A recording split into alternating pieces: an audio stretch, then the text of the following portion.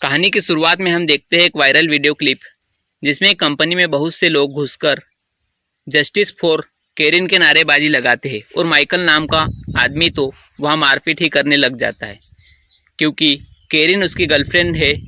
फिर अगले सीन में हम देखते हैं माइकल केरिन के पास जाता है। फिर हम केरिन को देखते हैं उसका एक पाँव टूट चुका है और माइकल उसे हॉस्पिटल ले जाता है। अगले सीन में हम देखते हैं दो लड़कियों को जो कि अस्तबल में वो वायरल वीडियो क्लिप देख रही थी जो माइकल का था। वो कैसे पुलिस वालों को और कंपनी वालों से झगड़ रहा था। केरिन का पाँव उसी कंपनी में टूटा था। वो लड़कियां माइकल को भला बुरा कह रही थी। तभी पास में खड़ी एक लड़की ये सब देख रही थी। उसका नाम सेल्मा था और वो माइकल की ही बेटी थी। सेल्मा जाकर उनसे झगड़ा करते हुए कहती है कि ये मेरे डैड है। सेल्मा के इस बर्ताव पर प्रिंसिपल उसकी माँ को बुलाता है जिसका नाम एलिस था। फिर प्रिंसिपल उसकी माँ को कहता है कि सेल्मा को डिसिप्लिन में रहना होगा। अगले दिन सेल्मा अपनी माँ से अपने डैड से मिलने की जिद करती है। फिर माइकल उनसे मिलने आ जाता है। वो बहुत दिनों बाद मिल रहे होते हैं। उनकी बातचीत से हमें पता चलता है कि माइकल एलिस से ज़्यादा प्यार केरिन को करता है क्योंकि जब एलिस माइकल से कहती है कि तुम अब हमारे साथ रहो तब वो मना कर देता है और बेल्जियम जाने को कहता है केरिन के पास। फिर वो अपनी बेटी सेल्मा के साथ थोड़ा टाइम स्पेंड करता है। सेल्मा उसे कहती है कि डैड आप हमारे साथ रहो, लेकिन वो मना कर देता। वो कहता है कि मुझे जब तुम्हारी ज़रूरत थी तब तुमने मेरा साथ नहीं दिया। तब केरिन मेरे बुरे वक्त में मेरे साथ थी और आज वो हॉस्पिटल में है। उसका पाँव टूट गया है। आज उसे मेरी ज़रूरत है, मुझे जाना होगा। तब सेल्मा थोड़ा सा नाराज़ हो जाती है और टीवी ऑन करती है। टीवी पर न्यूज़ में दिखाया जा रहा था कि ग्लोबल वार्मिंग में डिस्टर्बिंग के कारण और बादलों के संघनन के कारण कहीं कहीं एसिड की बारिश हो रही है जिसके कारण सब कुछ तबाह हो रहा है और जानवरों पर इसका बुरा प्रभाव पड़ रहा है। ये एसिड सीधा ब्रेन पर और शरीर की चमड़ी को जलाकर प्रभावित कर रहा है। सेल्मा डर जाती है। फिर माइकल ये कहकर कि ये फेक न्यूज़ है टीवी बंद कर देता है। अगले दिन जब माइकल साइट पर जाता है तब एलिस कॉल करके उसे बुलाती है। सेल्मा के लिए फ़िलहाल तो वो मना कर देता है लेकिन बाद में आ जाता है। उधर सेल्मा अपनी स्कूल टीचर्स के साथ घुड़सवारी की ट्रेनिंग पर निकली थी लेकिन उसका घोड़ा उससे संभल नहीं रहा था। तब उसका टीचर आता है और सेल्मा को घोड़े से उतारकर अपना घोड़ा उसके पास छोड़कर चला जाता है। इधर एलिस और माइकल उसे ढूंढते हुए स्कूल पहुंचते। वहां उनको पता चलता है कि हॉर्स ट्रेनिंग पर गए हैं और साथ साथ मौसम के बिगड़ने पर वहां लॉकडाउन लगा दिया जाता है। फिर एलिस और माइकल वहां से निकलते हैं जंगल की ओर जहां सेल्मा है। इधर सेल्मा के ऊपर काले बादल मंडराने लगते हैं। अचानक घोड़े दौड़ते हुए आते हैं। घोड़ों की चमड़ी जल चुकी थी क्योंकि तेजाब की बारिश जो शुरू हो चुकी थी। ये सब देखकर सेल्मा डर जाती है। फिर वो भी वहाँ से भागती है। इधर माइकल को रास्ते में बहुत ट्रैफिक का सामना करना पड़ता है। फिर वो जंगल की ओर गाड़ी ले जाता है और फिर गाड़ी से उतरकर अस्तबल की तरफ जाता है और जोर जोर से सेल्मा को बुलाता है। सेल्मा अस्तबल में तो नहीं थी लेकिन दूसरी तरफ से वो घोड़ों के साथ दौड़ती आ रही थी। माइकल उसके पास जाता है और उसे अस्तबल में ले जाता है। बादलों से तेजाब बरसना बंद नहीं हो रहा था। फिर एलिस भी वहाँ आ जाती है। फिर एलिस अपने भाई ब्रिस को कॉल करती है और मदद मांगती है।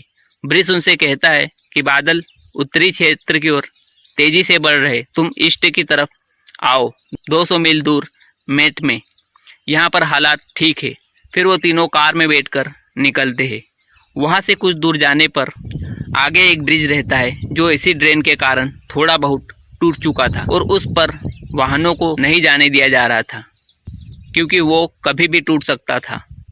इसलिए वहाँ पुलिस वाले भी थे जो वहाँ मौजूद भीड़ को कंट्रोल कर रहे थे। वो बार बार लोगों को ये बात समझा रहे थे कि जरा संभल कर ब्रिज क्रॉस करे, नहीं तो ओवरलोड होने के कारण ये ब्रिज टूट भी सकता है। लेकिन पब्लिक उनकी एक नहीं सुनती और मनमानी करती है। लोग एक दूसरे को गिराकर आगे बढ़ रहे थे। इतनी भीड़ में एलिस भी अपने पति और बेटी से बिछड़ जाती है और ब्रिज पर चली जाती है। ओवरलोड होने के कारण ब्रिज टूटने लगता है। फिर वो लोग वापस आते हैं, तभी भीड़ उतनी ही बढ़ जाती है कि ब्रिज पर बनी रेलिंग टूट जाती है और एलिस और बहुत से लोग नदी में गिर जाते हैं। तैरने वाले लोग भी इस नदी से बाहर नहीं आ पाए और वही मर गए क्योंकि नदी में एसिड था। सेल्मा अपनी माँ के लिए दौड़ती है लेकिन एलिस नहीं बचती। वो बहुत बुरी मौत मारी जाती है एसिड से जलकर। फिर माइकल जैसे तैसे सेल्मा को संभालता है और वहाँ से निकलता है। फिर बचाव दल द्वारा उन्हें सुरक्षित स्थान पर भेजने की तैयारी की जाती है। फिर माइकल केरिन को कॉल करता है। केरिन उसे बताती है कि उसे दूसरे हॉस्पिटल में शिफ्ट किया जा रहा है एनवर्स में, और वो उसे कहती है कि उसे बिल्कुल अच्छा नहीं लग रहा है। फिर माइकल उसे कहता है कि एलिस मर चुकी है और वो सेल्मा को लेकर एनवर्स आएगा जल्द ही। फिर सभी लोगों को वहाँ से ले जाया जाता है जंगल के रास्ते। सेल्मा और माइकल बहुत थके हुए थे। उन्होंने 2 दिन से कुछ खाया पिया नहीं था। सेल्मा तो बहुत ज़्यादा थक चुकी थी, वो दौड़ भी नहीं पा रही थी। ऊपर से बारिश के आसार दिख रहे थे। वो लोग भटक जाते हैं और फिर एक खंडहर की तरफ चले जाते हैं और वापस एसिड की बारिश शुरू हो जाती है। फिर माइकल और सेल्मा अंदर चले जाते हैं। अंदर बहुत अंधेरा होता है। धीरे धीरे वो बाहर निकल जाते हैं। दोनों की एनर्जी लेवल कम होने लगता है और फिर माइकल नीचे गिर जाता है। सेल्मा परेशान होने लगती है। वहाँ पर कुछ घर भी थे। सेल्मा मदद की गुहार लगाती है। फिर एक लड़की डेब्रो जो कि अपने बेटे विलियम के साथ रहती है, सेल्मा और माइकल को पनाह देती है। वो उनको रुकने तो देती है वहाँ, लेकिन अपना खाना उनके साथ शेयर नहीं करती है क्योंकि उसके पास सिर्फ कुछ दिनों का ही स्टॉक था। फिर रात होती है। अचानक से फिर बारिश शुरू हो जाती है। छत पर पानी भरने लगता है और फिर एसिड की गर्मी मकान सहन नहीं कर पाता और टूटने लगता है। और विलियम अपने कमरे में था और वो दरवाज़ा नहीं खोल रहा था। उसकी माँ परेशान हो रही थी। माइकल खतरा देखकर डेब्रो को विलियम को वही छोड़कर उसके साथ चलने को कहता है, लेकिन वो एक माँ थी। अपने बच्चे को इस हाल में कैसे छोड़ सकती थी। सेल्मा भी उन 2 माँ बच्चों को छोड़कर नहीं जाना चाहती थी, लेकिन यहाँ पर माइकल थोड़ा सा स्वार्थी बन जाता है और वो सेल्मा को ज़बरदस्ती खींचकर ले जाता है उन 2 माँ बेटों को उसी हाल में छोड़कर। उनकी कार के लाइट्स कुछ देर बाद काम करना बंद कर देते हैं और कुछ दूर जाकर सेल्मा कार से निकलकर दूर अपने डेट से नाराज़ होकर चली जाती है क्योंकि माइकल उसके ब्रिस अंकल के पास मेट नहीं बल्कि उसे एनवर्स ले जाना चाहता था, अपनी एक्स केरिन के पास। माइकल की कार कीचड़ में फंस जाती है। सेल्मा कुछ दूर जाती है। वह चारों ओर एसिड से भरा कीचड़ था। फिर सेल्मा एक क्रेन पर चढ़ जाती है। वो क्रेन हिलने लगती है। नीचे बेहद दलदल था। वो जोर से चिल्लाती है। उसके डैड उसके पास आते हैं, धीरे से उसे उतारते हैं, फिर कार के पास ले जाते हैं अपने पीछे लटकाकर। माइकल के पैर पूरी तरह जल जाते हैं एसिड से और कार के पहिए कीचड़ में धंस जाते हैं। अगले सुबह उन्हें रेस्क्यू कर लिया जाता है। वो एनवर्स पहुंच जाते हैं। सेल्मा वहाँ किसी शख्स से केरिन नाम के पेशेंट का पूछती है। वो शख्स सेल्मा को सॉरी कहते हुए कहता है कि केरिन अब इस दुनिया में नहीं है, वो मर चुकी है।